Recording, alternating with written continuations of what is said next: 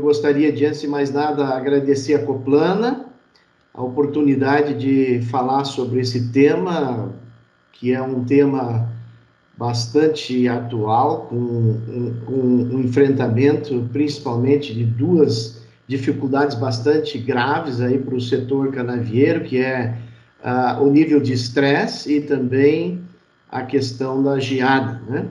Então, vamos discutir alguns aspectos relacionados com esses dois problemas. O que é que nós podemos fazer para mitigar um pouco os efeitos negativos da seca, né, propriamente dita, que nós temos praticamente todos os anos, né? E a geada, que ela acontece uma vez por outra, e esse ano com uma intensidade bastante grande, né? Eu só gostaria de iniciar esse tema, né, dizendo que mesmo nesses anos difíceis, né, complicados por várias razões, como eu mencionei, existe situações em que a produtividade, em particular, ainda continua bastante alta. É o caso, nós temos uma propriedade com fornecimento de cana para a usina Aroeira, onde as produtividades aqui na nossa região, na região do Triângulo Mineiro, ainda são bastante boas, né?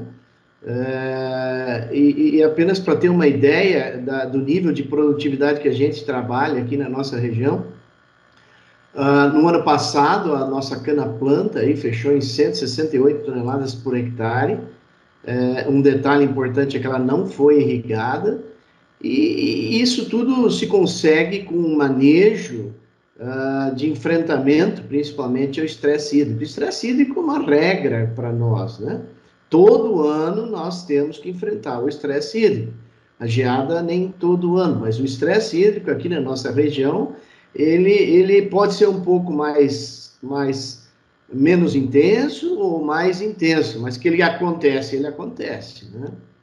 E o manejo, rapidamente, que é adotado nesses canaviais, né, a formação principalmente da cana-planta, envolve aí o uso de calcário em grande quantidade para corrigir o solo em profundidade, portanto, ele é incorporado até 40 centímetros no mínimo, né? Isso tudo com uma forma de expandir o sistema radicular para as camadas mais profundas e assim, durante o período seco, ter acesso a um volume de água maior, especialmente aquela água que ainda existe em profundidade, né?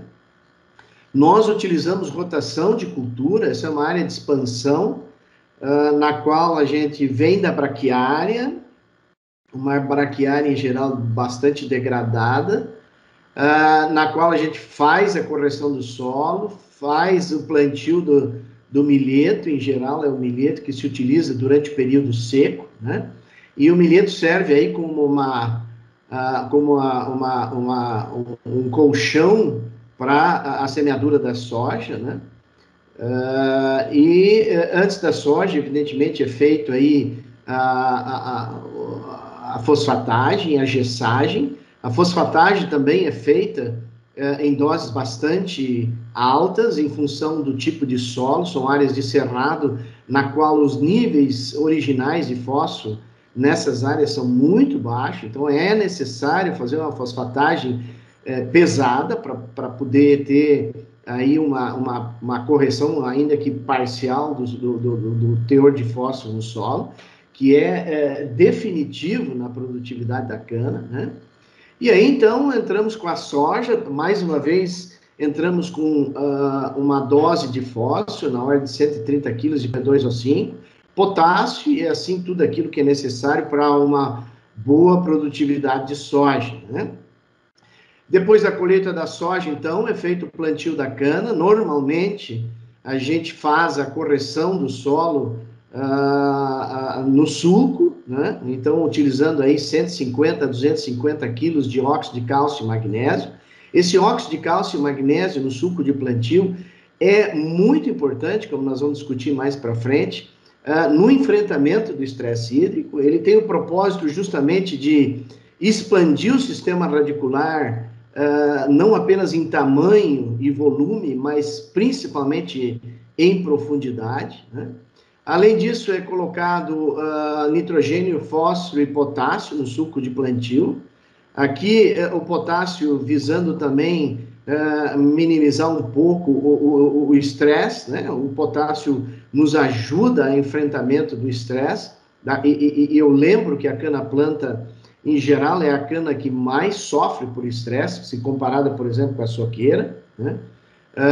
Por que a soqueira, em geral, sofre menos? Porque ela vem de um sistema radicular já estabelecido, um sistema radicular de tamanho maior do que a cana-planta. Isso confere a ela também um acesso à água residual, à água disponível no solo maior. E por isso, então, ela tem uma facilidade maior de enfrentamento desse período seco que a gente tem todos os anos, né? Além disso, a gente faz uso de bioestimulantes, com o propósito aí, principalmente, de expandir o sistema radicular, aumentar o sistema radicular, em geral, utilizando aí indutores hormonais, com a característica exatamente de expandir esse sistema radicular. Obviamente, protegendo esse sistema radicular através do uso de inseticida e também, em alguns casos, o fungicida, né? Então, tudo isso aí é realizado durante o processo de cobrição do canavial, do suco de plantio, né? E ainda mais depois, na cobertura, juntamente com a operação de quebra-lombo, uma adubação à base de nitrogênio e potássio, e incluindo aí o boro, elemento fundamental nos nossos solos, em função dos níveis, em geral, muito baixos de boro, especialmente aqui em solos do Cerrado, né? Posteriormente, então, ainda se faz uma complementação nitrogenada, à base de alguns nutrientes, sempre baseado naquilo que o solo tem de deficiência, naquilo que o solo mais necessita. Então, essa adubação foliar, ela não é feita assim, ao bel prazer, ela é feita baseada naquilo que realmente a cana está exigindo em termos de nutrientes, em particular os micro-organismos. Também fazemos uso de aminoácidos misturados ao adubo foliar, né? Então, essa é a base da formação de um canavial, sempre focando na proteção dessa planta, dessa cana-planta, no sentido de aumentar a resistência seca, né? Então, uma cana que se protege contra a seca, ela produz mais, né? E, em consequência disso, nós vamos ter aí, como consequência, uma soqueira mais estabilizada, com a produtividade mais alta e, em geral, uma longevidade maior desses canaviais que iniciam com uma produtividade alta, né? Se a gente começa com uma cana-planta com 80, 90, 100 toneladas por hectare, fica muito difícil de mudar esse quadro, né?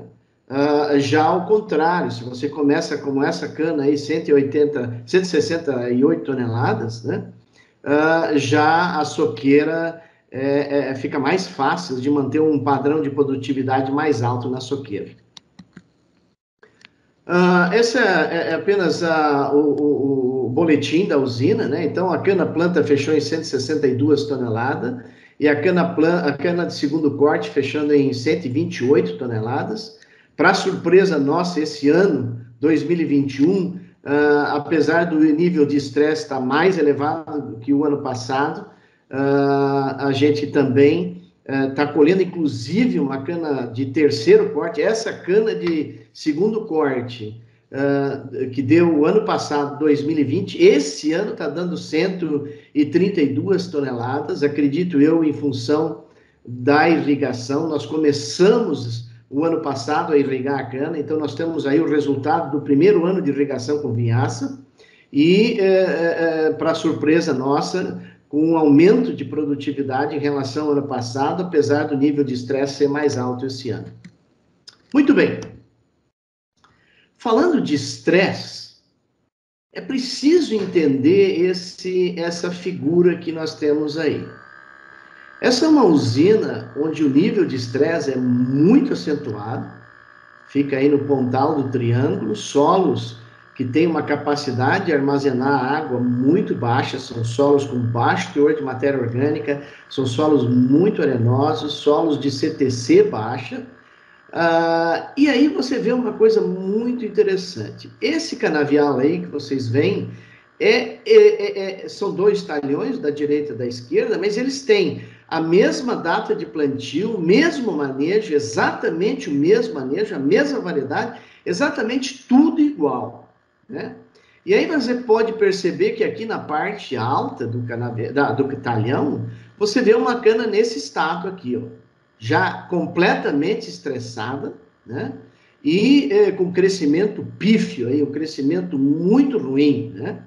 Só que nesse mesmo talhão, eu descendo esse carreador aqui, 150 metros para baixo, onde lá embaixo existia uma lagoa, já não existe mais, né? Em função do estresse e do déficit hídrico, né? Descendo aqui 150 metros para baixo, dentro do mesmo talhão, com todo o manejo exatamente igual, o canavial está dessa forma aí. Ou seja, dentro do mesmo talhão, com uma distância de 150 metros, eu posso ter uma cana nessa condição aqui, completamente estressada, ou então essa cana aqui com desenvolvimento bastante grande e bom, né? Exatamente com uma única diferença. Essa cana está tendo acesso ao lençol freático, ou pelo menos, se não o lençol freático, mas está tendo acesso a um volume de água maior, um volume residual de água maior, comparado com essa cana um pouquinho mais para cima aqui. Isso tudo dentro do mesmo talhão. Então, esse tipo de visualização me leva a concluir uma coisa muito importante. Nós precisamos construir raiz em profundidade para ir à busca dessa água. O crescimento diferente de uma cana, no que diz respeito ao sistema radicular, de 15 centímetros, 20 centímetros a mais desse sistema radicular crescendo em profundidade, pode ser definitivo em relação ao enfrentamento do período seco, né? É o que nos diz essa figura. Ou seja, aqui em cima, sem um relevo muito acentuado, o acesso à água é muito menor do que aqui embaixo, onde a cana tem aí um acesso maior à água. E a produtividade é completamente diferente. É da ordem de 3, 4 vezes maior o desenvolvimento vegetativo dessa cana comparado com a cana lá de cima, né? Então aqui vocês veem o desenvolvimento. Eu estou falando do mesmo talhão, gente. E, aliás, todos vocês estão acostumados e careca de ver isso, né? Mas é apenas para levar todos nós a uma conclusão simples, né? Ou seja, nós precisamos construir um sistema radicular capaz de ter acesso à água nos períodos secos. Quem consegue isso, definitivamente vai conseguir uma produtividade bastante boa para o seu canavial, principalmente no que diz respeito à cana-planta. Muito bem. Esse problema do acesso à água e do desenvolvimento de raiz é tão radical, é tão importante, que muitas vezes a gente percebe esse tipo de coisa num canavial. Vocês veem aí a bordadura dessa cana com um verde mais intenso, com um índice de estresse mais baixo do que a mesma cana dentro do talhão, né? Aqui vocês veem uma cana que tem uma capacidade de absorver a água residual que existe ainda no solo maior do que a cana que está aqui dentro do talhão. Porque essa cana aqui, ela só está competindo com a linha da direita, com a linha de cana que está interna dentro do talhão. Ela não tem aqui no carreador outra linha para competir com essa água residual, com essa água que ainda resta no solo durante esse período seco, né? Então, são constatações visuais da importância, mais uma vez, de se construir um sistema radicular o mais profundo possível e o maior possível, exatamente para ter uma exploração melhor dessa água residual que existe no solo. É nesse sentido nós vamos ver que é importante a correção do solo, e não só a correção da acidez, mas como vários outros elementos, como cálcio e fósforo, que são determinantes na construção do sistema radicular. Se a gente quiser ver mais uma vez essa questão do aproveitamento da água disponível no solo, a água que ainda resta no solo, é quando a gente observa melhor a meiose, né? A linha mãe, de onde foi feita a desdobra, você vai ver que ela, em geral, ela tem um crescimento bem melhor do que a filha ao lado dela, né? A mãe, ela tem, em primeiro lugar, um sistema radicular já desenvolvido, já construído, e que vai explorar a água residual, a água que ainda existe no solo, de uma forma muito mais eficiente do que a filha, né? Então, nesse sentido, a filha que está ao lado da mãe, da linha mãe, tem uma restrição muito grande de acesso à água. Isso não só vai comprometer o desenvolvimento dessa cana, como também vai comprometer a qualidade do plantio, né? Se vocês observarem a filha que está ao lado da linha mãe, em geral tem problemas na germinação, né? Ali nós vamos encontrar, em geral, uma condição de umidade mais baixa e que, em geral, vai prejudicar a qualidade do plantio. Nós vamos ter falha nessa linha mãe, coisa que, em geral, não vai ser observado na desdobra das linhas mais afastadas da linha mãe, certo?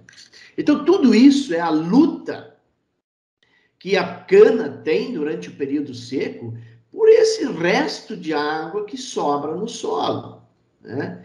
E para compensar um pouco essa diferença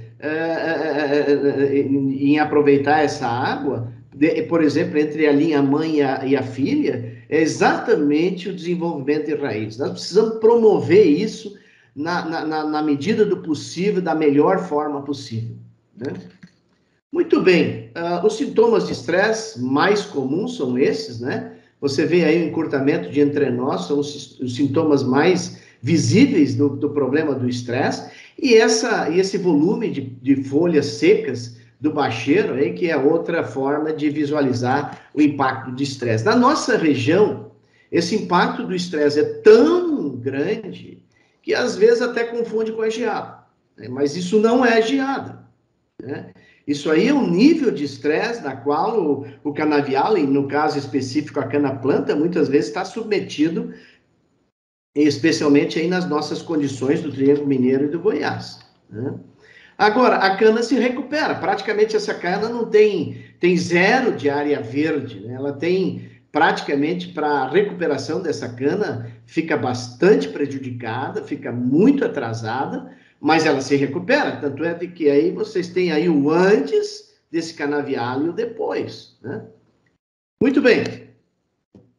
Graças a Deus, a cana é diferente de outros cultivos, né? Geneticamente, a cana tem um potencial para desenvolver raiz enorme, né? Então, vocês veem aí a cana-de-açúcar com capacidade para produzir raiz até 2,5 metros de profundidade. Ou na figura da direita, vejo aí o volume e o tamanho de um sistema radicular de uma cana que é capaz de produzir.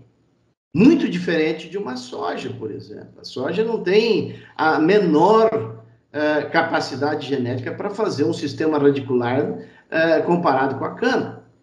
Então, nós temos que explorar isso, nós temos que explorar esse volume de raiz, nós temos que dar todas as condições para que a cana produza, não apenas em massa, mas também em volume de exploração e, particularmente, em profundidade, para exatamente ter um acesso maior à água e também, não apenas à água, mas também aos nutrientes disponíveis no solo.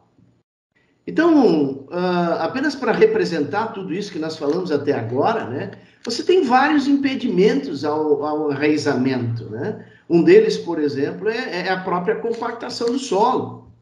Então, evidentemente que nós precisamos, quando necessário, eliminar essa resistência física ao crescimento do sistema radicular, né? Mas em solos mais pobres, como solos de cerrado, né, nós temos, além da resistência física, nós temos também a resistência química, né? Nós temos aí uma necessidade de corrigir os solos, especialmente em dois elementos que são determinantes, como já disse, no enraizamento, na capacidade da cana em fazer as raízes crescer em volume e profundidade, que é o fósforo e o cálcio, né? Esses dois elementos são de extrema importância na formação das raízes.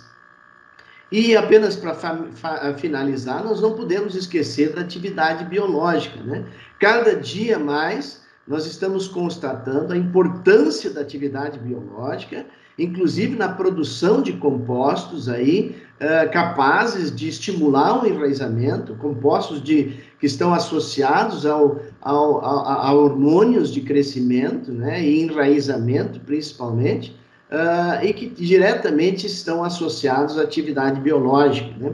Então, a rotação de cultura, o uso de matéria orgânica no suco de plantio, torta de filtro, composto, cama de frango, tudo isso vai nos ajudar a aumentar essa atividade biológica e a aumentar também a capacidade de produzir esses bioestimulantes, esses hormônios responsáveis pelo enraizamento.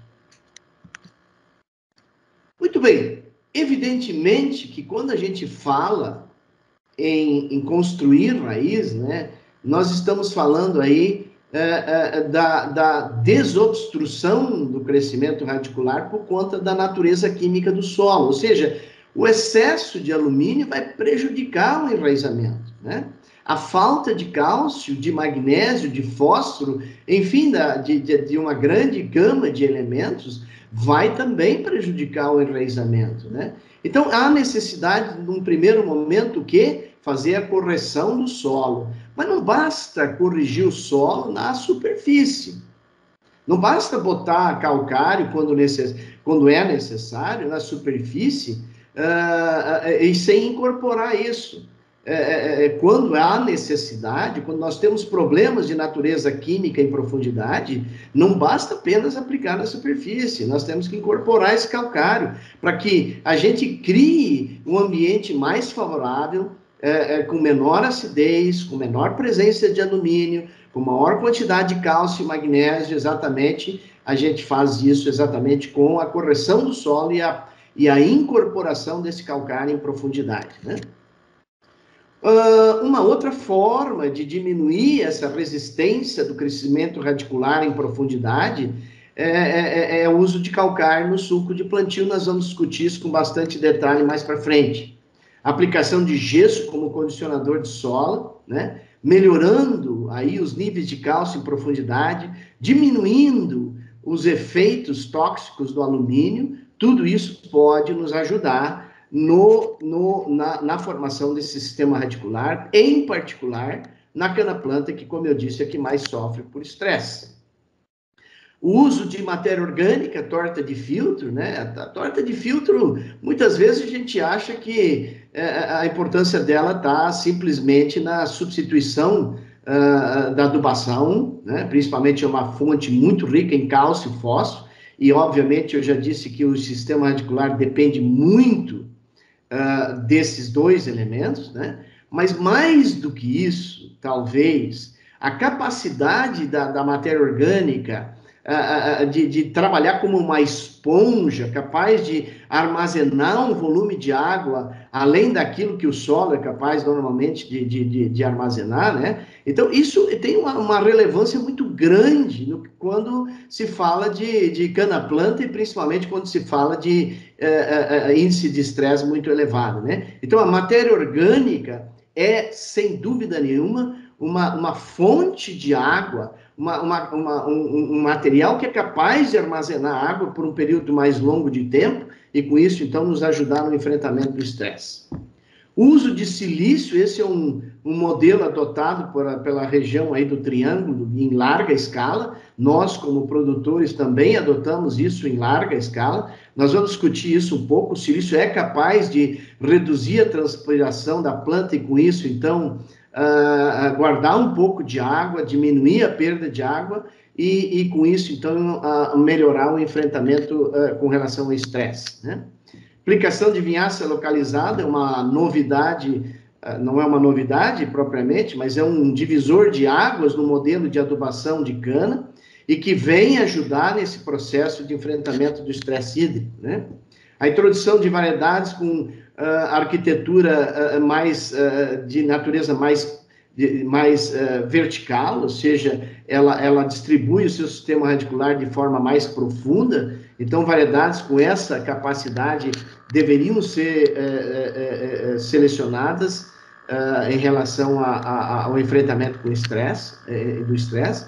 E como já disse, o uso de bioestimulantes, especialmente extrato de algas, né, que tem aí uma capacidade de induzir as plantas na produção de antioxidantes, principalmente, né, que vão amenizar um pouco o enfrentamento do estresse, né? Aminoácidos, da mesma forma, alguns aminoácidos têm essa propriedade de reduzir a perda de água da célula e, com isso, então, melhorar aí o enfrentamento. E os ácidos úmicos também como um estimulante o uso de ácidos úmicos como um estimulante ao enraizamento, né? Muito bem. A importância, então, de se fazer o preparo de solo e a correção do solo, quando necessária, né? Aplicando o calcário em profundidade. Eu gostaria de mostrar esse resultado. É muito antigo, mas ele mostra muito bem o problema que daqueles solos que têm uma necessidade de calcário bastante elevada, devido à acidez elevada, como esse daqui, por exemplo, né? Essa é uma área de cerrado, um latossol vermelho escuro, no qual foram feitas doses de calcário, né? Então, aqui a testemunha, 1, 2, 4, 8 toneladas por hectare. Muito bem. Esse calcário teve um efeito na produtividade muito bom. Eu saí de 2.500 quilos, que eu considero aqui 100% de eficiência, né? Que seria aqui o índice de eficiência, é o meu padrão, vamos falar assim, 2.500 quilos. Eu, com 8 toneladas, passei para 3.900 quilos, média de produtividade de 3 cortes de milho, né? 3 cortes de milho, isso eu estou falando de efeito residual desse calcário também, é muito importante isso, né? E aí eu saí de 100 para 55% de aumento de produção com essas 8 toneladas de calcário incorporadas, não é superficial, a 15 centímetros. Agora vejam vocês que essa dose de calcário a 15 centímetros de profundidade resultou num aumento de 55% da produção de milho.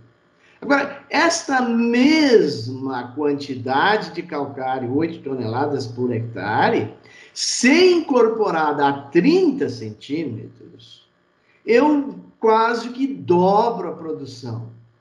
Eu saio de 55% de aumento de produtividade para mais de 100% de aumento de produtividade.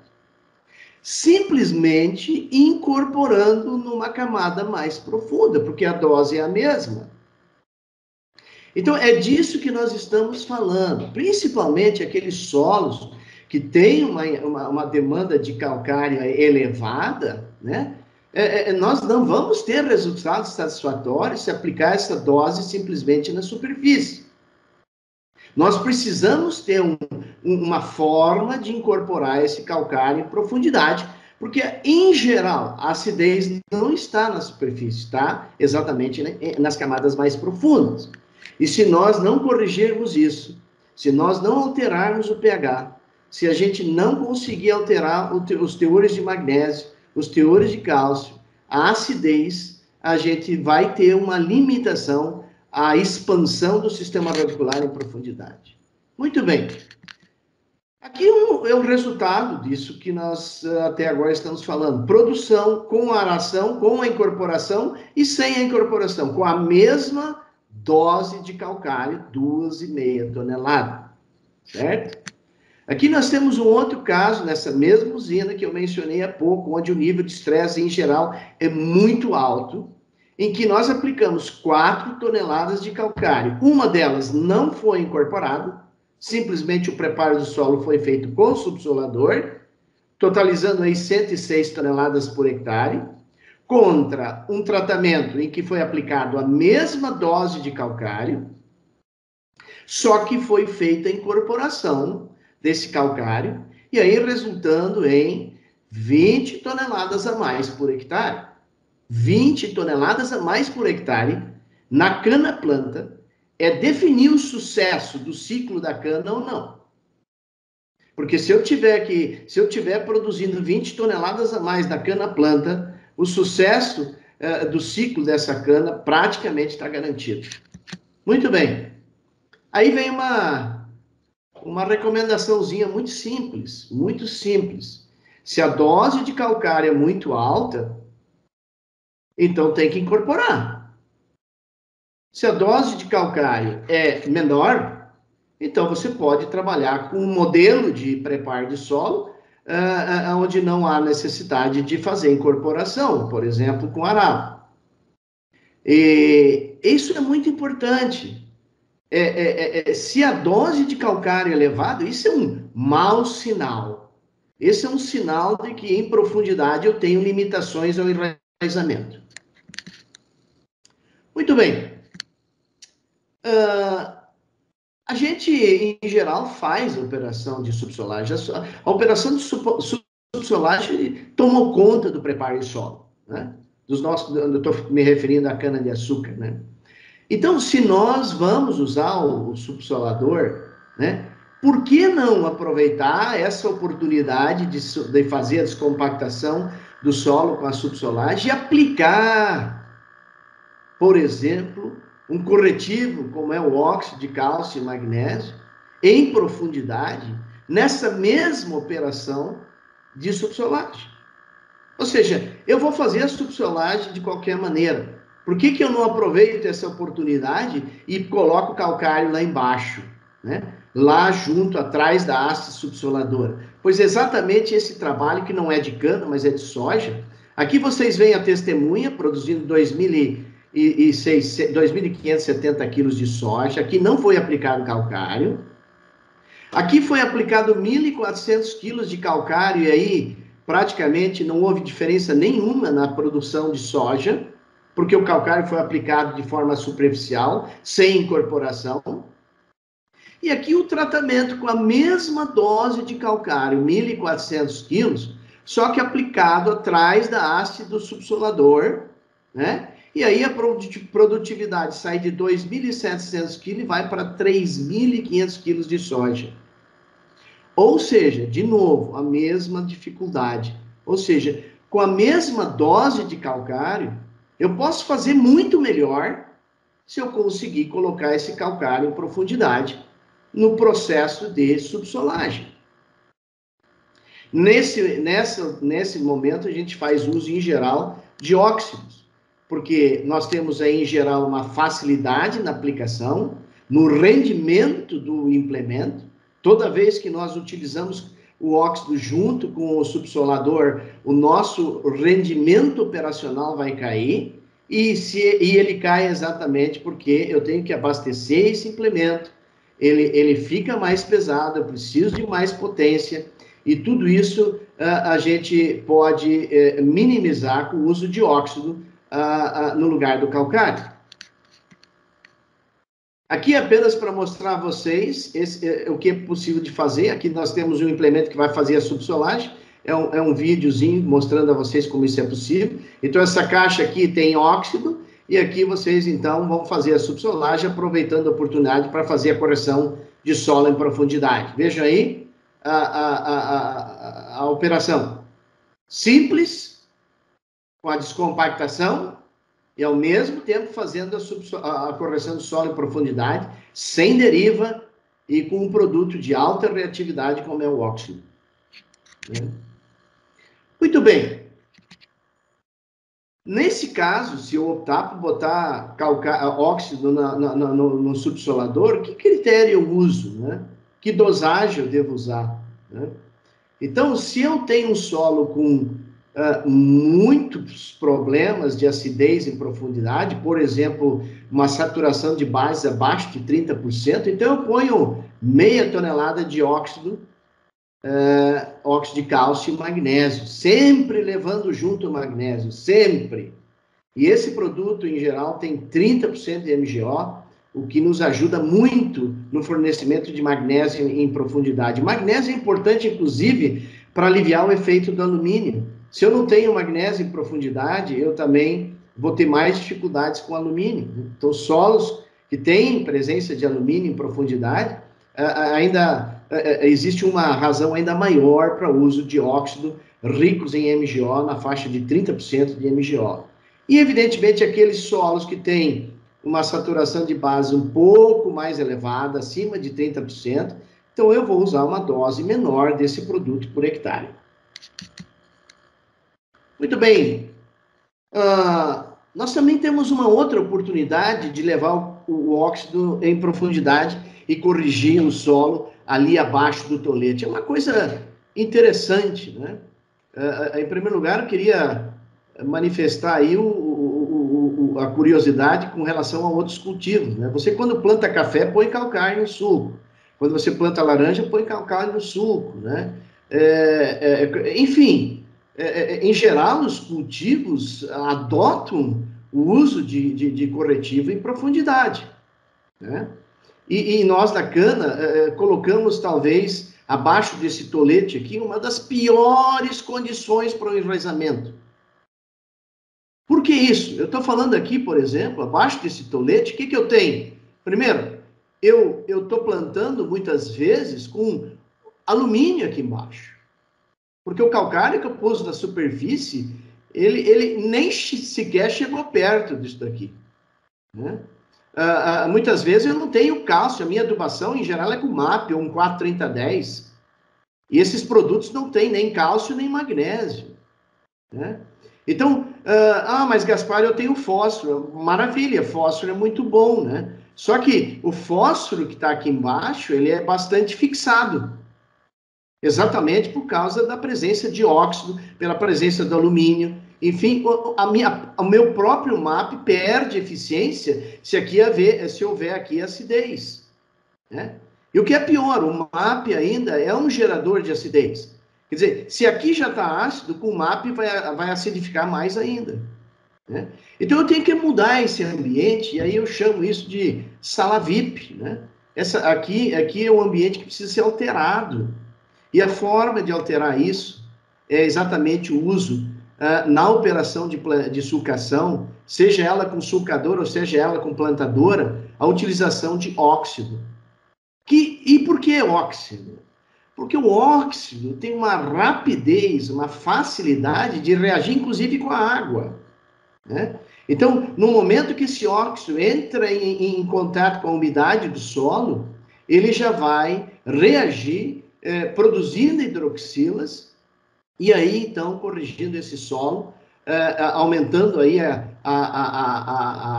a disponibilidade de cálcio e magnésio, mas mais do que isso, muitas vezes eliminando o alumínio, né? Não é reduzindo a toxicidade dele, é eliminando, precipitando esse alumínio por conta exatamente dessa capacidade que o óxido vai ter de corrigir esse solo. Né? E isso precisa ser feito de forma muito rápida, porque o plantio é feito numa data e 20 dias depois o tolete começa a emitir, 15 dias depois, começa a emitir raízes. Se o solo não tiver corrigido em 15 dias, eu não vou ter esse ambiente, eu não vou ter construído essa sala VIP, eu não vou ter uma condição favorável para o enraizamento. Né? O que pode acontecer, essas raízes, sim, começar a crescer para cima, porque é lá que tem um ambiente mais favorável, e não crescer para baixo, como a gente deseja. Então, a construção dessa sala VIP é muito importante, ela se faz com o uso de óxido, né? Então, a gente fornece, através desse modelo de aplicação, a gente fornece cálcio e magnésio em profundidade, abaixo do tolete, né? Promovendo, então, o enraizamento para baixo, né? No perfil. A gente diminui a acidez, aumenta a saturação de bases, diminui a saturação de alumínio, diminui os teores de alumínio. Isso tudo a gente consegue utilizando o óxido em 15, 20 dias. Esse produto tem uma capacidade de reação muito rápida. Aumenta a disponibilidade de fósforo, nós já temos vários dados mostrando que você pode aumentar o fósforo disponível quando cria essa sala VIP, né? Melhora o enraizamento, obviamente, o perfilhamento. Ele fica mais profundo e é isso que a gente busca. Não basta aumentar o sistema radicular, ele tem que ser profundo para aumentar o acesso à água disponível no período seco. Aumenta a tolerância ao estresse hídrico, que é o produto final da construção dessa sala VIP. E, obviamente, na medida em que nós diminuímos o estresse, o resultado disso tudo é uma cana-planta bem estabelecida, bem formada e de alta produtividade. Gente, a cana, a planta, é como uma casa. Se o alicerce não for bem feito, ela cai, né? Se eu não conseguir resultados ótimos com a cana-planta, vai ser muito, muito difícil de mudar esse quadro daqui para frente. Porque eu não tenho depois de estabelecido o canavial, eu não tenho como mudar com facilidade esses problemas de solo, de acidez do solo em profundidade. Esse é o modelo que nós adotamos, esse plantio é nosso. Você vê aqui o óxido caindo como se fosse um líquido, ou seja, com uma homogeneidade absolutamente muito boa, né? Aqui nós estamos aplicando adubo junto, organomineral, né? Então, o plantio é feito com adubo organomineral e também com o óxido de cálcio e magnésio. Nessa oportunidade, já faz alguns anos, a gente usou 250 quilos, mas hoje a gente já baixou essa dose para 150 quilos por hectare. Isso nos custa, gente, 60 a 80 reais por hectare. É extremamente barato para o que esse produto entrega de resultado de ganho de produtividade em relação à cana-planta, né? Esse produto pode ser aplicado na plantadora também. Existem kits para ser acoplados à plantadora, onde se aplica, então, o óxido de cálcio e magnésio, né? E ganhos de produtividade, olha, são enormes o número de resultados positivos que nós temos com a aplicação de óxido em profundidade. Chegando à ordem de 19 toneladas com custo de 80 reais por hectare. 19 toneladas a mais com custo de 80 reais por hectare. Essa é uma tese de doutorado do aluno nosso, lá da universidade, né? Outros aí no Paraná, né? Aqui a testemunha com 93 toneladas contra o óxido de cálcio e magnésio com 104 toneladas, isso aí dá 6, 7 toneladas a mais por hectare, desculpe, dá 11 toneladas a mais por hectare, 11 toneladas a mais por hectare, né? Muito bem, gente. Só para encerrar agora e entrar um pouco na questão da geada, já que nós até agora só falamos de estresse hídrico, né? Nós utilizamos o nosso manejo silicato em soqueira, né? E com dois propósitos. Evidentemente que, para nós, o uso de silicato ele é diretamente relacionado com três manejos, né? O primeiro é aliviar o estresse, o segundo é controle de pragas. E com uma importância menor manejar um pouco a questão de fungos, ou seja, de doenças fúngicas no canavial, né? Mas isso já num nível menos importante. A nossa meta sempre, quando faz o uso de silicatos, é visando aliviar o estresse e manejar a broca e cigarrinha. Basicamente, esses dois. Não custa nada falar da importância do silício e da capacidade que a cana tem de absorver esse elemento. Veja aí, ó, nessa extração da cana-de-açúcar, nessa publicação, a cana é capaz de extrair mais silício, muitas vezes, do que potássio, nitrogênio, fósforo, cálcio, magnésio e enxofre, né? Quase o dobro da quantidade mais do que o dobro da quantidade de nitrogênio, né? Então, se a cana tem essa facilidade, se a cana apresenta essa característica, isso deve ter uma importância na fisiologia da planta, com toda certeza. E nós temos que explorar isso, né? Então, o silício ele pode participar não apenas como um elemento que vai ser utilizado de forma nutricional, ou seja, nós vamos incorporar no tecido vegetal esse elemento, mas ele também ajuda, porque a fonte de silício que nós utilizamos, ele também é um corretivo de solo. Então, ele não só vai fornecer cálcio, magnésio, silício, mas também vai substituir o calcário, que normalmente a gente adota na soqueira como fonte de cálcio e magnésio, principalmente, né? Então, o silicato não só vai substituir cálcio e magnésio, não só vai substituir o efeito corretivo do calcário, mas também vai fornecer o silício, já que o calcário não tem esse elemento na sua composição. A cana possui grande capacidade de acumulação de silício, como eu mostrei anteriormente. O silicato é um corretivo de acidez, então substitui a calagem. A acumulação de silício na planta pode diminuir a incidência de praga, principalmente cigarrinha, broca e nematóide, né? Algumas doenças fúngicas, como cercóspora coletótrica, é uma coisa que nós estamos estudando bastante, né? E também a ferrugem, né? Que comprovadamente pode ser manejada com o silicato, né? O silício, aqui sim o tema mais importante, né? Para nós, pode nos ajudar no enfrentamento do estresse. E em países onde a incidência de geada é maior, como é o caso dos Estados Unidos, né? O silício é largamente utilizado para amenizar o efeito das geadas, né?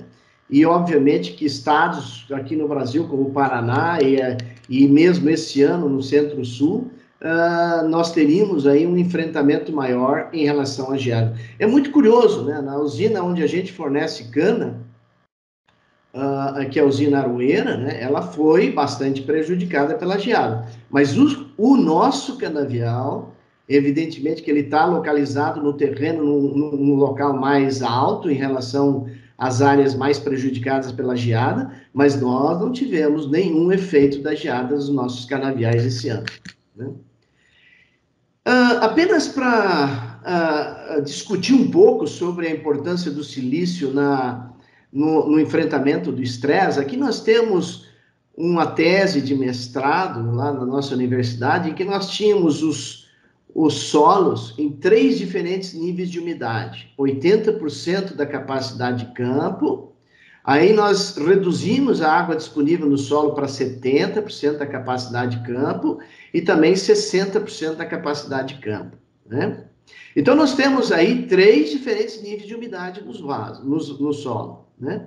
Em cima desses 3 níveis de umidade foram aplicados doses crescentes de silício, né? E o que se percebe é uma coisa muito interessante. Quando a planta tem níveis adequados de umidade no solo, ou seja, 80% da capacidade de campo, não se vê nenhuma alteração na produtividade de grãos de arroz com aumento nas doses de silício aplicadas. Já quando a gente trabalha com um nível de estresse maior, quando já existe a falta de água para o crescimento da planta, aí começa a se perceber um aumento na resposta, aumento na produção de grãos por efeito das doses de silício. E quando o nível de umidade no solo é mais baixo, é muito interessante, mas se percebe uma resposta à aplicação de silício que é linear. Esse tipo de resposta nos leva a uma seguinte interpretação. Se eu tivesse colocado doses maiores de silício aqui, ó, além dessa dose de 600, provavelmente a produtividade ainda continuaria crescendo, né? Então, você vê aí nesse experimento com clareza de que o uso do silício pode, de fato, aliviar o efeito do estresse. Existem vários trabalhos nessa mesma linha, né, em milho, em sorgo, inclusive em cana, que é no seguinte modelo, esse modelo aqui. Ou seja, eu tenho a água disponível no solo de modo a não faltar para a planta, né? Ou seja, plena disponibilidade de água no solo. E um tratamento sem silício aqui, né? Aqui, repetindo uma situação em que não existe déficit hídrico, mas com o tratamento de silício. Então, aqui, comparando o tratamento com e sem silício, não existe diferença, porque a planta não está submetida a nenhum nível de estresse. Existe plena disponibilidade de água para as plantas. Aqui já, uma outra situação. Aqui nós temos as plantas sendo crescidas em condições de déficit hídrico. Esse menos água aqui significa que a planta está sob condições de estresse. E nessas condições de estresse, eu deixo de aplicar o silício, ou seja, eu tenho o tratamento testemunha contra o tratamento tratado, contra o tratamento com silício, melhor dizendo, me desculpa, né? E aí agora o que se percebe é que o tratamento com silício acaba produzindo uma quantidade de matéria seca de milho superior estatisticamente ao tratamento testemunha que não recebeu silício. Por quê? Porque essa diferença vai aparecer quando existe estresse, né? Assim, nós temos trabalhos muito semelhantes com sorgo, e vários outros com milho, em arroz e assim por diante. Muito bem, isso já é Nicarágua, um trabalho que a gente desenvolveu na Nicarágua, onde a gente pode perceber assim, a importância do silício no sistema sem irrigação, né? No sistema irrigado, você não vai ter diferença ao tratamento com silício aqui, do tratamento sem silício. Essa diferença não é estatisticamente percebida, né? Por quê? Porque o sistema não está estressado. Quando eu tiro a irrigação, quando eu introduzo o estresse hídrico, aí nós vamos perceber que o tratamento com silício produz estatisticamente mais cana-de-açúcar comparado com a testemunha, que é essa nível aí. Para finalizar, a questão da geada, né? A geada nos impactou de forma muito severa esse ano, né? Especialmente nas nossas regiões. Nós, através de imagem de satélite, vimos o nosso canavial detonar em questão de dias, né? Aqui nós temos, aqui na Vale do Tijuco, com auxílio de imagens de satélite, no dia 28 de junho, ou seja, antes da geada, a cana já apresentando níveis de estresse. Essa coloração avermelhada aqui é em função da área já ter sido colhida, né? E essa área de coloração mais verde amarelada é a área que ainda está por colher, e que no dia 28/6, ou seja, antes da geada, se apresentava com essa coloração, e no dia 8/7, exatamente após a colheita, uma semana após a colheita, esse canavial já estava com essa coloração avermelhada, ou seja, já com essa coloração semelhante à área já colhida, ou seja, o vermelho indicando aí o canavial já bastante seco por conta da incidência da geada. Muito bem, é exatamente isso que nós estamos vendo, né? O canavial completamente seco por conta da geada, canavial adulto. Esse já uma situação da cana queimada já numa cana já colhida, né? E aí a incidência maior da geada ou não, na presença da palha, que a gente viu muito esse ano.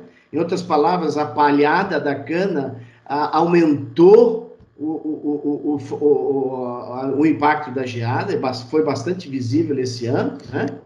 E essa figura também muito interessante, que é uma figura muito antiga na Flórida, onde, vez por outra, ou praticamente todo ano, a gente tem a geada presente, pelo menos em algumas áreas, né? E essa foto é um marco na identificação da importância do silício no controle da geada. Lá na Flórida, por exemplo, os solos são muito pobres de silício, são solos orgânicos, são aquilo que a gente chama aí de muck soils, né, que são solos com 85% de matéria orgânica, onde a fração mineral é muito, muito baixa e onde você tem, então, uma baixa quantidade de silício disponível no solo, né? E o manejo hoje nessas áreas o uso de silício como uma forma de reduzir a intensidade da geada. Como vocês podem ver, aí um talhão tratado com silício, o impacto da geada, esse talhão aqui, foi bem menor do que o não tratado com silicato, né? Um outro trabalho de um russo chamado Vladimir Marchinkovsky, que é bastante estudado esse efeito do silício na Rússia. Aqui você tem a testemunha, né?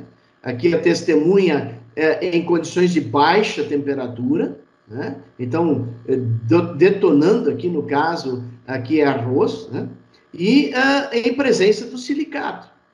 Então, aqui com a temperatura baixa, igual a esse tratamento aqui, só que em presença do silício, né? Então, aqui nós vemos com clareza que seria o tratamento testemunha sem silício contra o tratamento com silício, né? Evidentemente, também bioestimulantes podem ser utilizados no manejo de silicato, no manejo, desculpe, da geada, para amenizar um pouco o efeito dessa geada. Aqui, mais uma vez, esse mesmo autor, o Marchinkovsky, que é um autor russo, a testemunha, né, o efeito de uma fonte de silício, no caso a Prozil, é uma fonte de silício, tratada com silício, e aqui o óxido de silício sendo utilizado também no manejo da geada, reduzindo então o impacto da geada com o uso de silicato, né? Gente, mais ou menos... eu queria resumir essa questão da geada, né? O que nós podemos nos lançar a mão para minimizar um pouco da geada, pelo menos do ponto de vista assim da cana-de-açúcar, né? O uso de variedades de hábito ereto é uma das recomendações nas áreas mais suscetíveis à geada, ou seja, aquelas áreas mais baixas no terreno, né? Evitar fazer adubação antes da ocorrência da primeira geada, né? Isso é muito utilizado na Louisiana e na Flórida, né?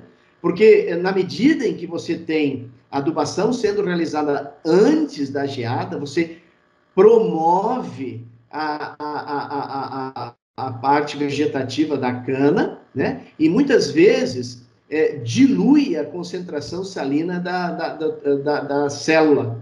E isso também aumenta o impacto da geada na cana-de-açúcar, né? Então, se possível, atrasar um pouquinho a adubação dessas áreas mais suscetíveis à geada é um manejo que é capaz de minimizar o impacto da geada, né?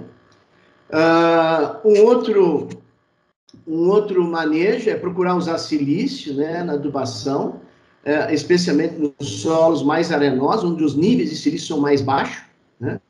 E aí, então, tentando aumentar essa resistência da planta à geada, né?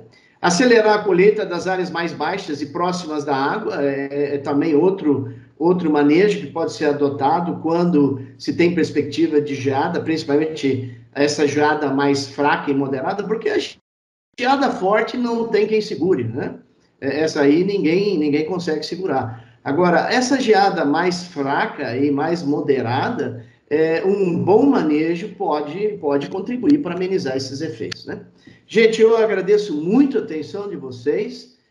Obrigado por esse tempo aí, por ficar ouvindo a minha conversa aí, né? E se eventualmente alguém tiver alguma pergunta, eu fico à disposição pela internet, tá aí o meu e-mail, eu me coloco à disposição se eventualmente tiver alguma dúvida. Muito obrigado pela atenção e até a próxima. Até mais.